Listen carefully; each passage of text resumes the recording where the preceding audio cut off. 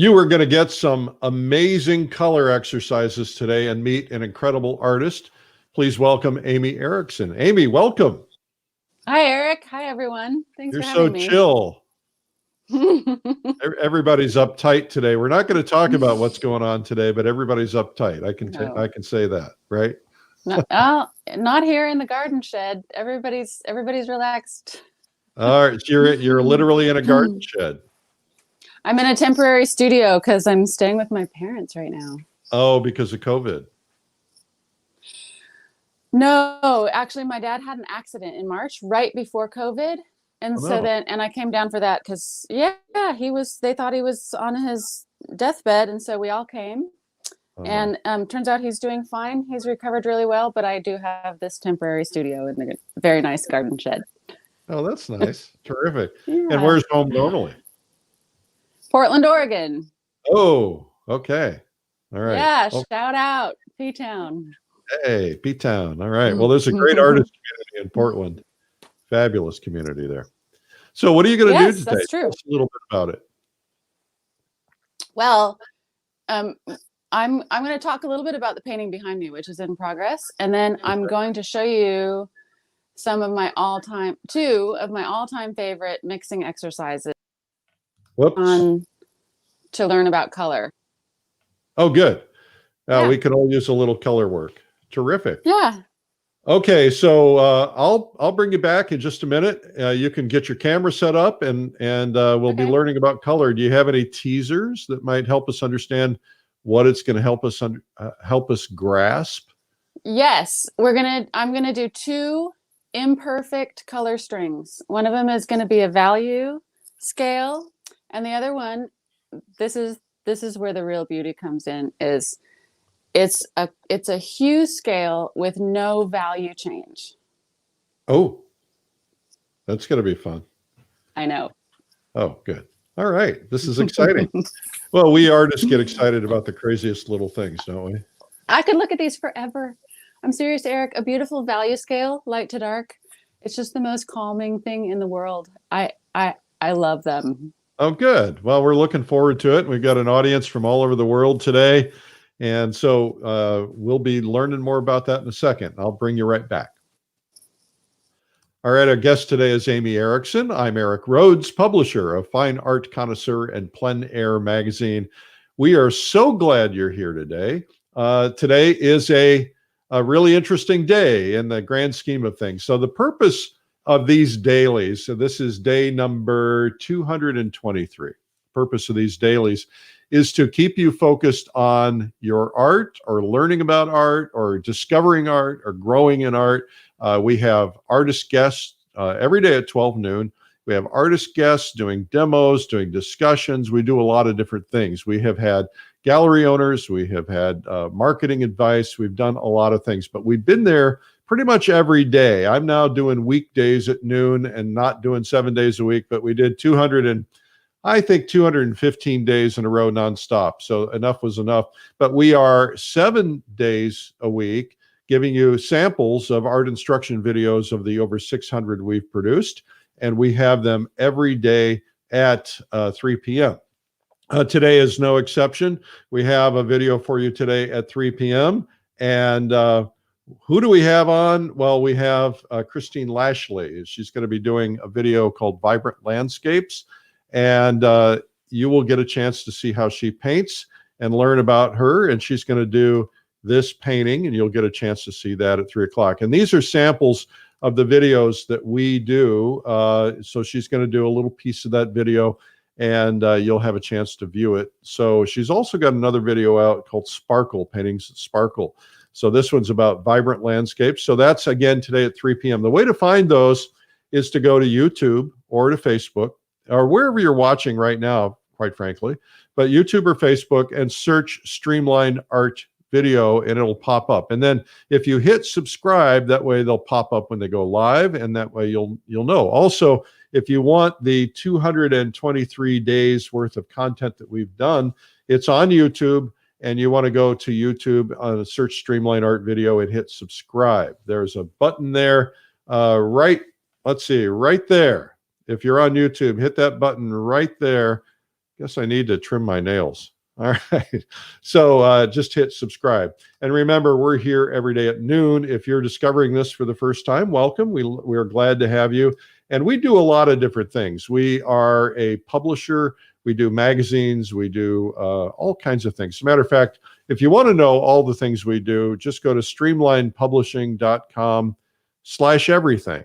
And there are newsletters, podcasts, products, marketing tips, marketing ideas, a TV channel. Oh man, there's so much. Magazines and retreats for artists and conventions and virtual conventions. A lot going on. You can also pick up the magazine, Plein Air magazine, in Michael's stores. We're now in 278 stores. And also, it's the #1 selling art photography magazine. We don't do photography, but we're in that category. And #1 selling at Barnes & Noble nationwide. So we think that's pretty cool. We're pretty proud of that. Somebody told me yesterday they went into Barnes & Noble and they didn't have one since April. It's going to depend on the store. And of course, distribution has been a little out of whack because of COVID. So people are catching up. So be patient. But of course, you can get your own subscription if you want to. Now, today, I'm giving away a pair of value specs, and they go to Kathy Rennell Forbes from Georgia. All right, Kathy. Now, value specs are basically glasses that help you see values. Values are darks to lights, the grayscale, if you will. And these glasses you can put on and look at a landscape or look at a painting you're doing and see where your values are out of whack. And so Kathy is going to get a pair of those today. Now, what are we giving away tomorrow? Well, let's find out here. We are giving away tomorrow whoops, I hit the wrong button. Digital subscription to Plein Air magazine. Digital subscription has 20% more content than the actual print subscription. So most people get both. So the way to win that is to put a comment in the comments section, no matter what platform you're on. We see them all. We wait till the replays. And that way, because more views in the replays than when it's live. So we're getting up to 16, 20,000 replays in a particular week on any given show.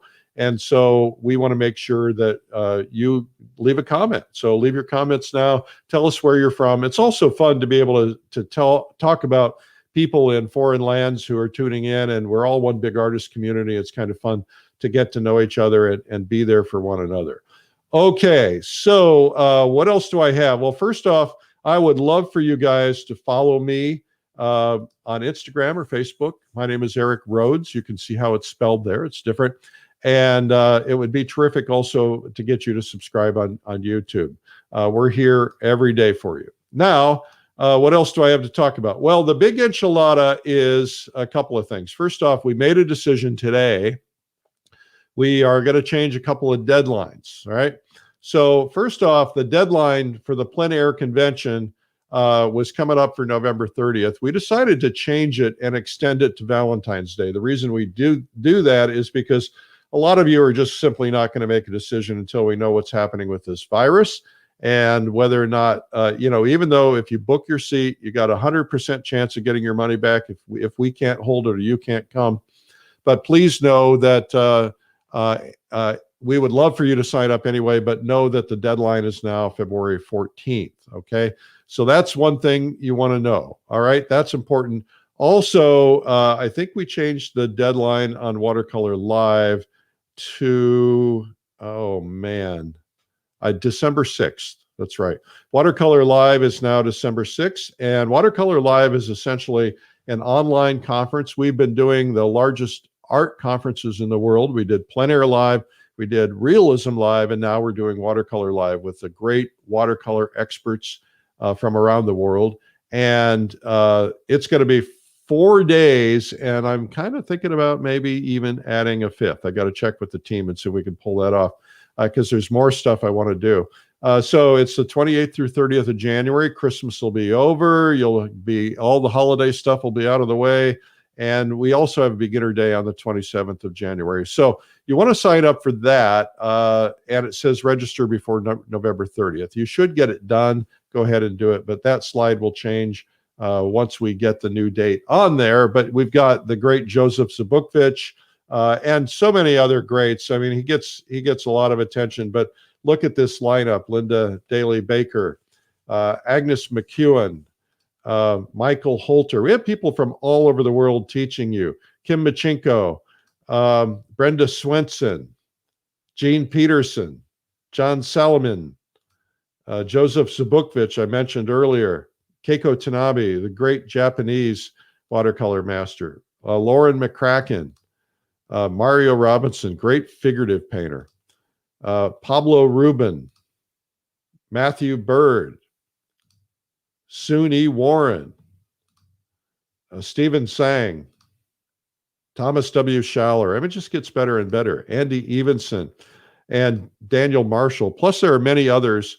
that will be added. So hang on, you'll be learning more about that. But also, I want to tell you that we have a publication for watercolors called American Watercolor, edited by Kelly Kane. You can subscribe for free. Go to AmericanWatercolor.net. And then if you want to go to Watercolor Live, just go to watercolorlive.com. It's that easy. A couple other things I should mention. If you're tuning in for the first time, you'd like to see some samples. We put together a video. I've got 97 amazing painting secrets from the world's best artists. And we took a lot of the videos that we've produced. As I said, we've produced over 600 of them. And we took a lot of the videos and pulled some really great tips from some of the videos and put them in this video, 97 tips. And you get that for free. It's 2 hours in length, and it's about $107 value. So get it at 97tips.com. And that's because we want you to become familiar with some of what we do. And you might like it. You go to 97tips.com and get it for free and try it out. You can get it for free digitally, or if you want to pay the shipping, you can get the DVD. Okay, so I am done rambling here. And now we're going to get right back to Aimee Erickson. Aimee, you're back. Hi, glad to be back. Hi. Yeah, we're glad you're here. Wow, Eric, you have so much good stuff going on. That's such an amazing list.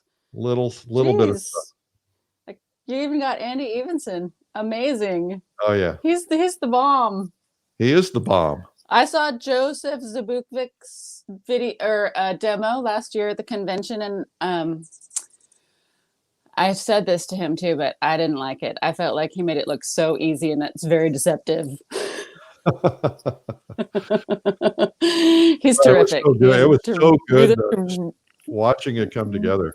Yeah, he's amazing. What I find interesting, I've been playing with watercolor a lot lately because I just don't want to carry paints everywhere I go. You know, for instance, I have a watercolor kit that I keep in my carry-on bag. And that way, because I don't, if I'm traveling, I don't want to spend my evenings in a bar. So I'll sit in the hotel room and I'll set up a still life, or I'll look out the window and I'll paint something out the window.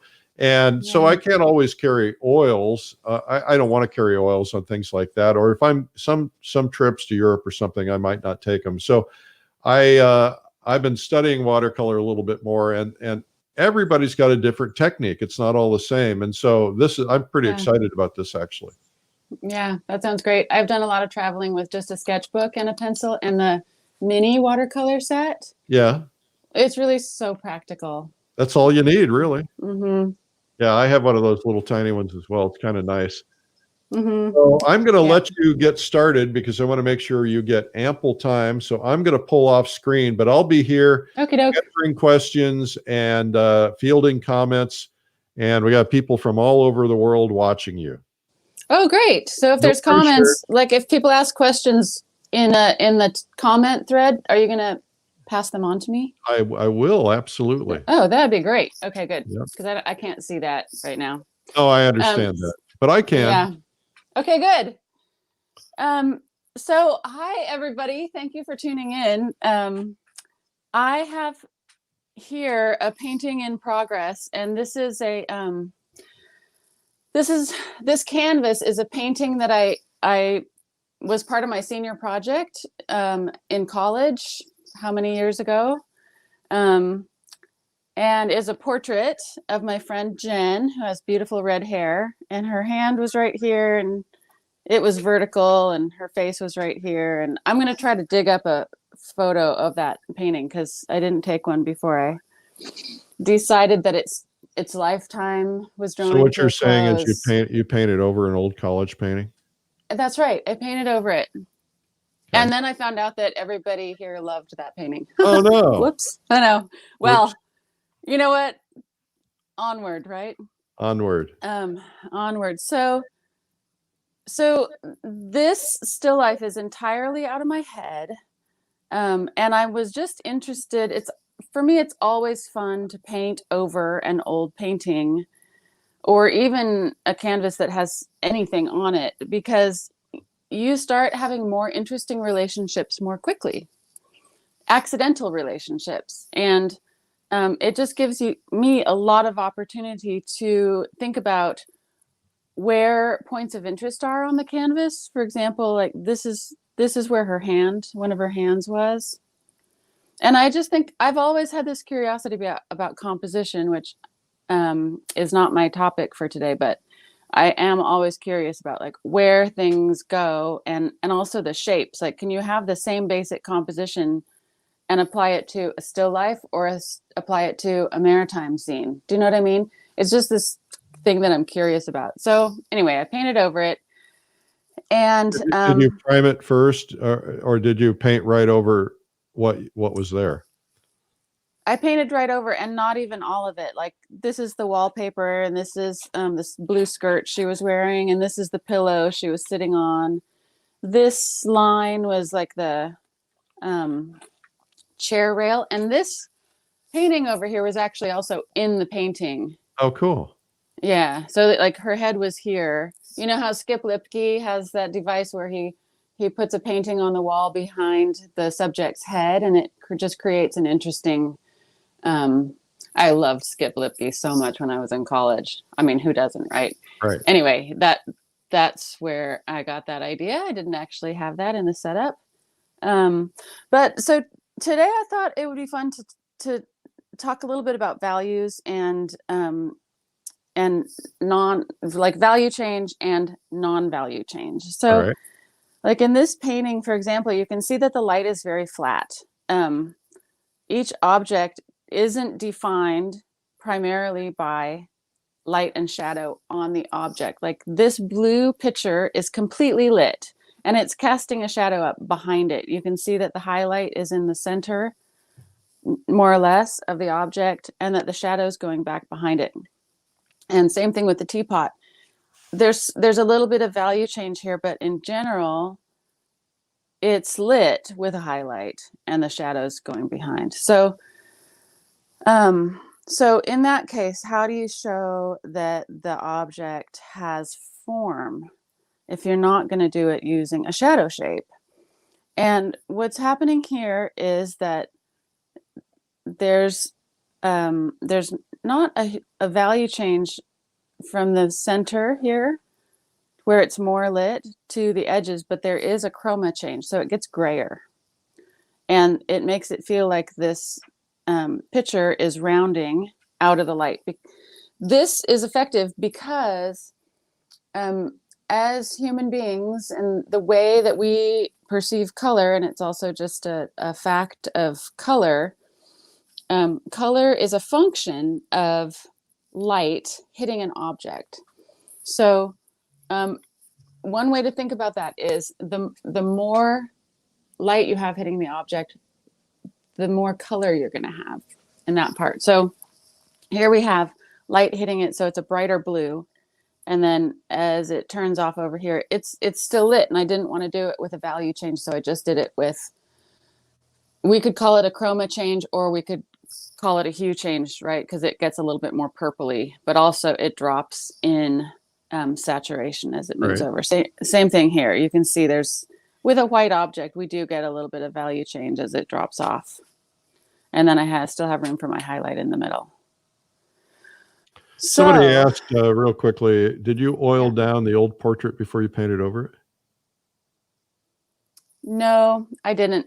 And I didn't sand it or scrape it or anything. I just, and it's true that, there is some relief on the old paint, but yeah, no, I just painted right over it. Okay. Just curious. Yeah. So you're turning form without shadow. You're turning form going from high chroma to lower chroma, and then a change in hue. Yes. All right. Yes. So would you, for the sake of the people who might be tuning in who don't understand what those terms mean, would you explain them very quickly? Happily. This is one of my favorite subjects. Ah. Color has three defining characteristics: hue, value, and chroma. Hue is the color family: red, orange, yellow, green, blue, or purple, or any division between those, such as red orange or reddish orange or pinkish orange or, you know, orangey yellow. So you can divide it up, but generally those are the broad categories, and the broadest categories are red, yellow, blue. Value is how light or dark it is. So light, dark, right? Middle. That's the value. And then chroma is synonymous with saturation. So like fire engine red is a high chroma red. And brick red is also red, but it's not a bright red like fire engine. Or another example would be like dandelion yellow is a high chroma yellow. Dijon mustard, low chroma, still yellow. Yeah. But it's not. And I think sometimes people get confused about light because they think that chroma is lighter, but it's not. It can be. Right. And the word, when we use the word bright, it usually is referring to chroma or to chroma and value. When we say some like a bright yellow, it's usually high chroma and high value. Right. So, but it's not as clear as saying that it's high chroma and high value. So I think it's really useful to adopt the most specific terms that we have, because it helps us think differently about color. I also believe that it's important not to lose our poetic descriptions of color, like a beautiful silvery, dewy, pinkish, purpley blue. Yeah, that's fine too. Yeah, we need that too, right? Because as artists, we don't want to be only scientific about things. We need both. Yeah, I like it. Well, we have Ireland, we have Costa Rica, Guatemala, Netherlands, Italy, Saudi Arabia, Thanks Egypt. for tuning in, you guys. Wow, so fun. Man. We have people in the kitchen in my house. Cool. They're watching. Yep. Hi, Mom. Hi, Dad. Right, exactly. They love that. So I'm going to start out by doing a little value scale, and I'll just adjust my camera a tiny bit so you can see. I'm using the OpenBox M palette and panel holder, which I like it for painting, and I also really like it for teaching because it has my palette up here where everybody can see it. Right, you can spread it out. Yeah. So the first thing I'm going to do is a little value scale here. And I when I do these color exercises in anytime for myself or in class, I think that it is a really nice approach to say, let's just make an imperfect one. Instead of doing it perfectly, let's just make one and see what we can see. So this is going to be a scale that goes from very light. This is pure white. And I'm going to do the entire exercise with a knife because it's faster. I just wipe it off and then I can go on to my next color without it being contaminated. So here's my darkest color. And this is a nice mixture that I made this morning out of some leftover paint. It's got some Venetian red and some total waste of cobalt teal. One of the things that people don't understand is some of the best blacks are not coming out of a tube. Well, yeah, it's true because, you know, in a painting, it's really what you want to build is color relationships. And anytime you take something right out of the tube, it is unrelated to any other color in your painting. So by intermixing things, you get related color, and that's where we achieve harmony. So I've mixed up a starting point gray, which There's a really useful test that I do, and I've done it over here. The lighting here is a little bit less than optimal, so you can't see it the way I see it. But what I do is I put my white and my quote unquote black, and then I put this gray in between. And this is just a little seeing exercise to allow us to expand our vision. When I close up the gap between the dark and the mid-tone gray, and then I close up the gap between the white and the mid-tone gray, I can really clearly see this relationship, which I'm sorry, it doesn't really show on the camera. And I can really clearly see that relationship. So it allows me to look at the interval. I can actually compare this interval to this interval. And looking at it right now, to me, it's very clear that this interval is closer than that interval. So this gray that I've made is going to land around about here. It's closer to white. And then from there, I'm just going to mix it up a little lighter. And I can have as many steps as I want, right? Because you're the artist. That's right. So if I want to make it super complicated, or if I'm in one of those college level color theory classes, I can do, like a 50 value scale and, require that it be perfect. Here's my next one. So now I'm just going on my palette. You can see I'm going from this one towards the white, and I'm just going to keep using this particular pile and adding white to it because I don't want to exit the range. You have some Portland buddies watching. Do I? Yep. Hi, you guys. Oh, that's great. So here's a little lighter.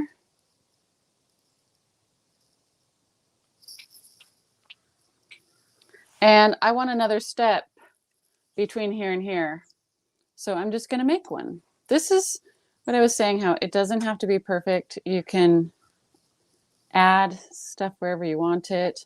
A lot of times, if we're trying to do it perfectly, we'll end up with, what do? Move everything over? No, we don't have to move everything over. We'll just add one right here.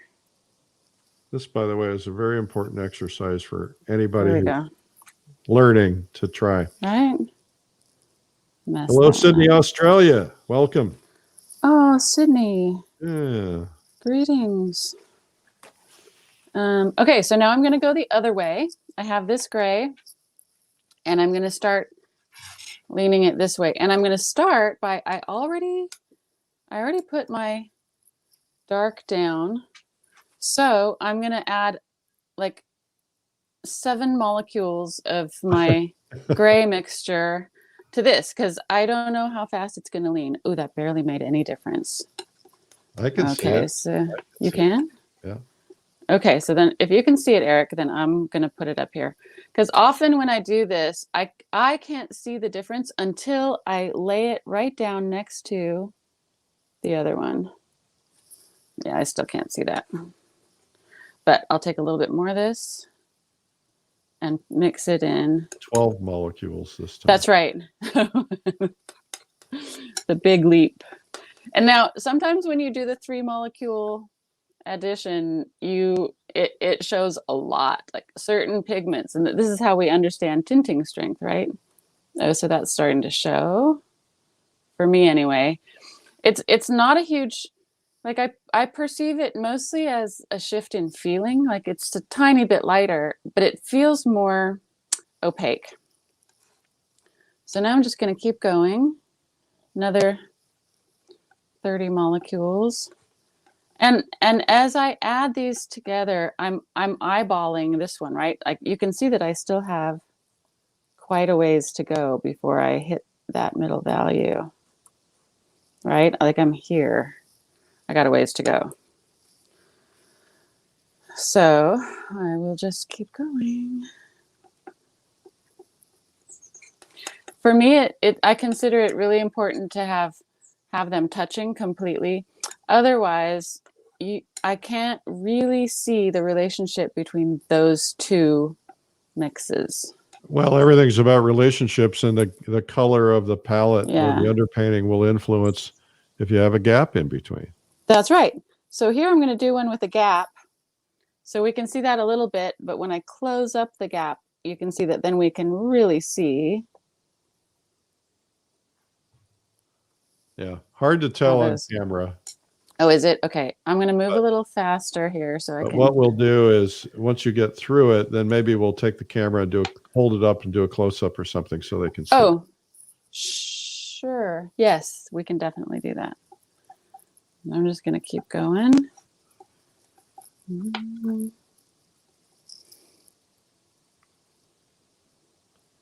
Marilyn says, great to see Aimee Erickson. You were one of my favorite artists watching from Boca Raton, Florida. Wow, thank you, Marilyn. That's so nice. People are so nice. I used to do work in elementary schools. Oh, cool. Yeah, and in the elementary schools, like they encourage and teach the children to be positive and encouraging of their peers.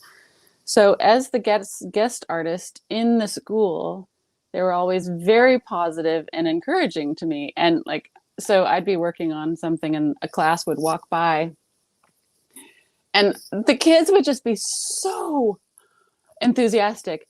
You're really good. You're the best artist in the school. Thank you, artist. I love what you're doing. Like, just like over the top enthusiastic. And like, I swear it's a good feeling. What a great thing to train kids to do. Yeah, it's nice. All right, now you can see I have a huge skip and I'm just going to go straight to it. The little bit that I have left of my pile and see if I can just bridge that gap. Good thing I'm doing an imperfect one and not a flawless one. Now you can see that like I could start adding white into this mixture, but then it's possible that I would pass this one, right? So just a little value control test. Here we go. Nancy Atherton West says it's just like the Dreamliner way. Dreamliner is the group that created from watching these daily, and it's all about being positive and encouraging. So thank you for that, Nancy. That's right. Thank you, Nancy. That's well, great. We have Zacatecas, Mexico. I probably botched the name. Welcome. Welcome. Okay, so there we have. They're making pancakes and in for lunch. Pancakes in Quebec. Wow. So here's my value scale. All right. It's not perfect. Like you can see that these kind of group together and these kind of group together. So anytime you see something like this, it's an opportunity to just appreciate what you can perceive. Because if you can't perceive something, then you can't make a decision about it. But seeing this, I could choose to just remove this whole section if I wanted to and remix it and spread out these values a little bit. So, however, that is not my aim this morning. I'm going to go to my instructor when I first learned. This is something he made us do, and it's kind of like learning the keys on the keyboard. It's so essentially important. I know, it's even called scales. Yeah. Never thought about that. I know. Okay, so the next one I'm going to do is the color one. A question. I'm sorry to interrupt you. Marty says, I'm sure Aimee will get to this, but how do you relate doing value scales when you are actually painting, and how do you see value and how do you push them? Well, I think that's a really good question. I think the best way to understand value when you're painting is to do value paintings. Just like mix up some values and work without color. Yep. And you'll learn so much that way. And another really good way to understand value is to force yourself to work in 2 or 3 value compositions in a very academic, very limited way.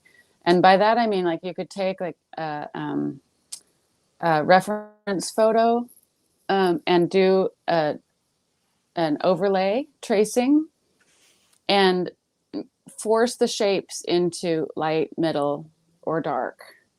I actually am, I have this on my mind right now because we use this a lot in college. And I'm going to be teaching a class. It's a 1 day, it's like a technique demo on rub out. And in rub out, you have to be very clear about establishing a 2 or 3 value structure for your painting. Oh, can you tell people what rub out is?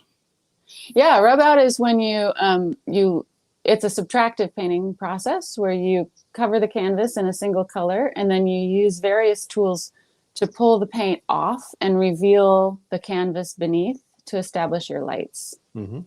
And it was established really by Bernie Fuchs, who took it to a level that has never been met by anyone.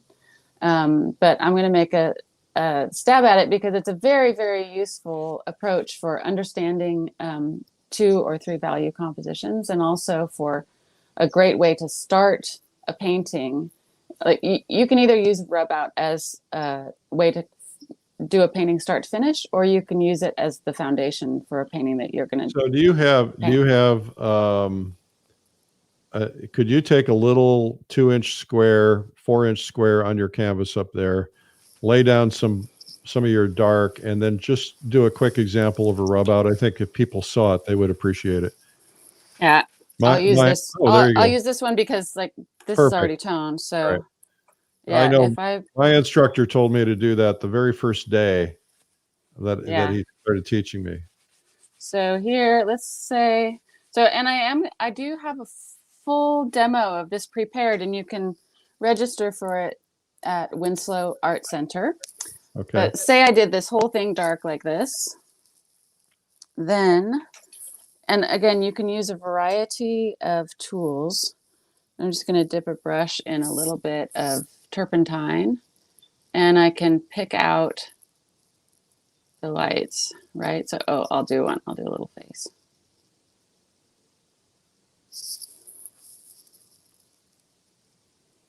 Face has eye sockets. Mm-hmm. Has a nose.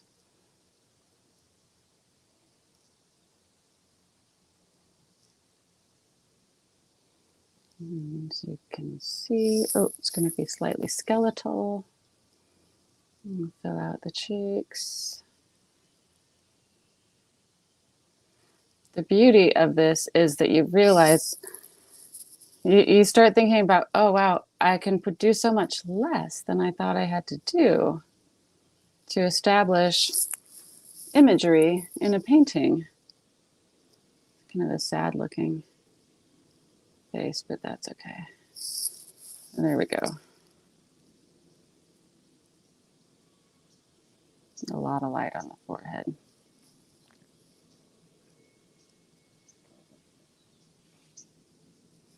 There we go. So there's a little rub out face. Yeah, cool. Yeah. Thank you for that. I think that'll be helpful for people. Great. Yeah. Okay. So now we're going to do the hue scale without a value change. And I've done a little prep on my palette already, as you can see. I have one out of the tube color, which is an extravagant use of Old Holland's Cinnabar Green Light Extra. That's this color. It's gorgeous. So I'm going to put that up here as this end. It's this beautiful yellowy green.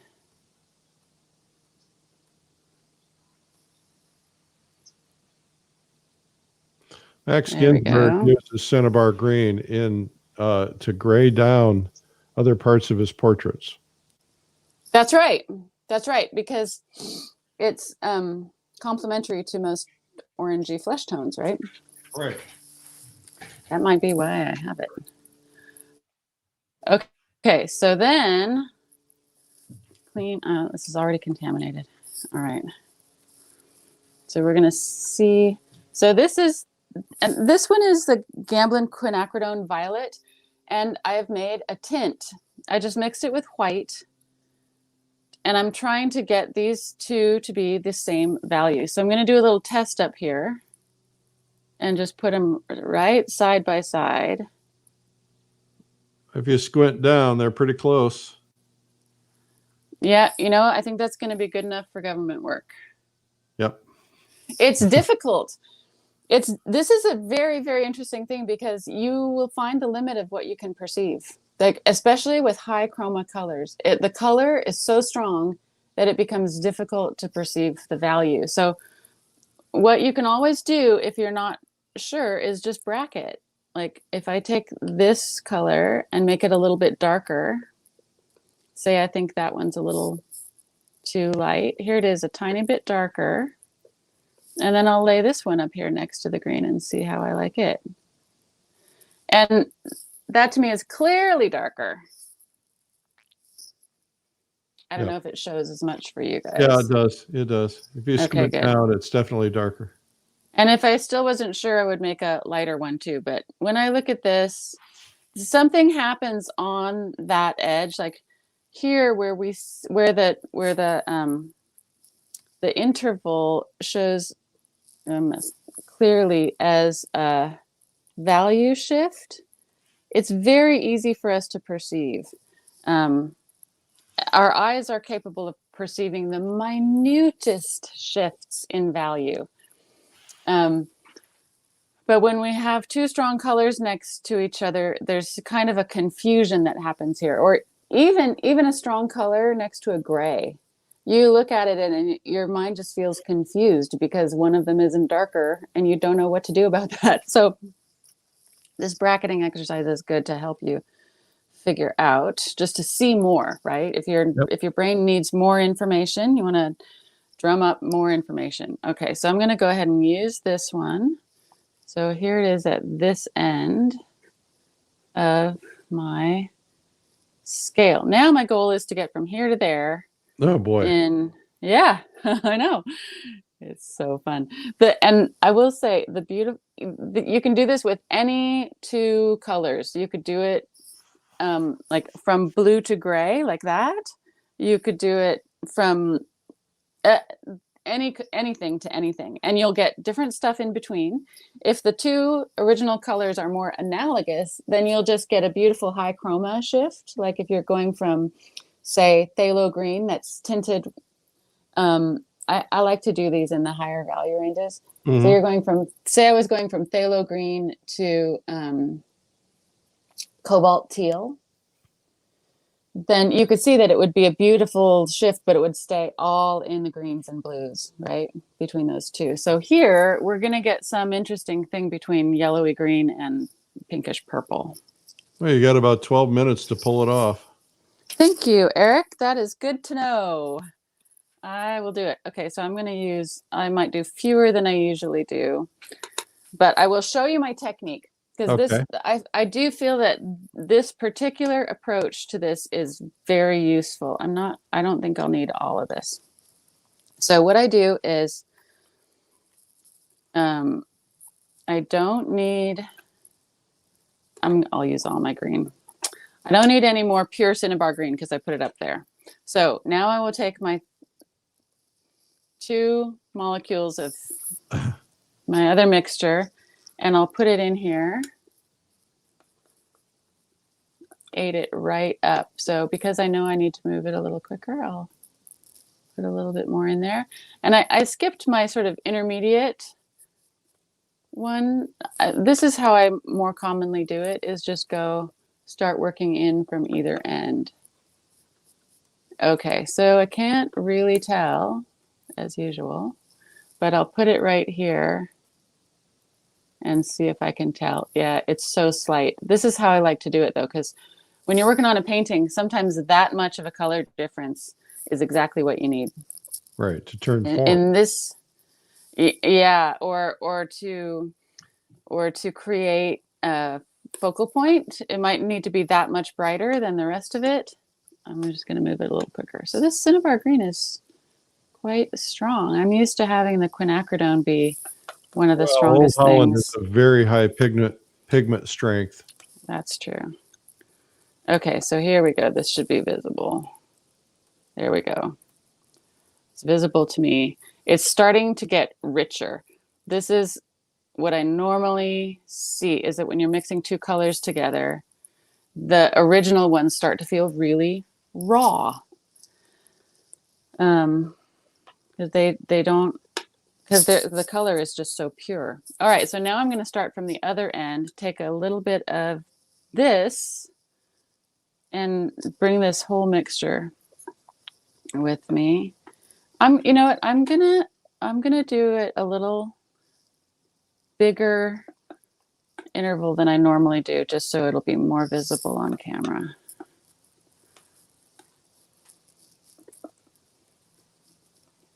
There we go. And it looks yellower.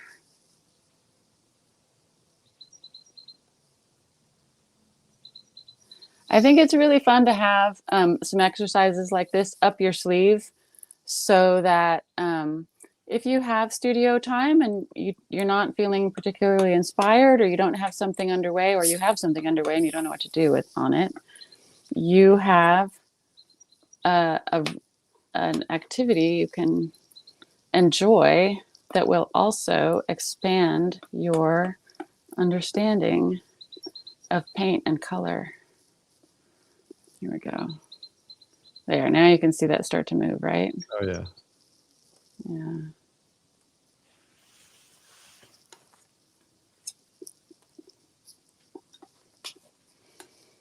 So as long as I'm mixing between these two, I'm not going to end up going, you know, pinker as I try to go this way. That's what I want. I want it to get continually greener. So now I'm going to take some of this and mix it into this one. Every time I do this exercise, I try it with different colors because it's fun. And I get to see more interaction between color. And for me, it's not a direct line. It's not like, okay, I'm going to remember how I made that specific color so that I can put it on a leaf right here. You know, that's not really how it works for me. I just accumulate all the knowledge that I can. And then in the moment, I make a decision that feels right to me. So if you were painting something like your vase in the background, would you pre-mix these like you're doing, or would you put piles, or would you just kind of do it instinctively? It depends on how big I'm working. If I'm working really big, I will do more pre-mixing. But in general, I work, I just mix with my brush and let it happen as I go. A little greener. See, I'm getting closer together. Yep. Oh, it's so pretty. Oh, so pretty. It is. I'm gonna finish this. Well, and you really are seeing the beautiful color variations that you can create too. Yeah. Those look identical. Greener. Here to here? Or these two? Yeah. Well, yeah. I guess it's a little greener. It's hard to tell on camera. Right. But we'll be able to tell when we get them closed up, which, you know what? Let's just make a big one and close it up. I'll just mix together my remaining two, which I know will put me right in the middle. And it makes this nice green, which is going to be a wide one. That makes sense, doesn't it? There we go. All right. So those are nice intervals. And oh, yes. Okay, we have a little bit of glare. Hang on. I'll change this. And Oh, that really Let's see. helps. I'm trying to do it without glare. Here we go. So we're starting from bright pink. Oh, yeah. Woo! Ooh, Yay! Isn't that gorgeous? that is beautiful.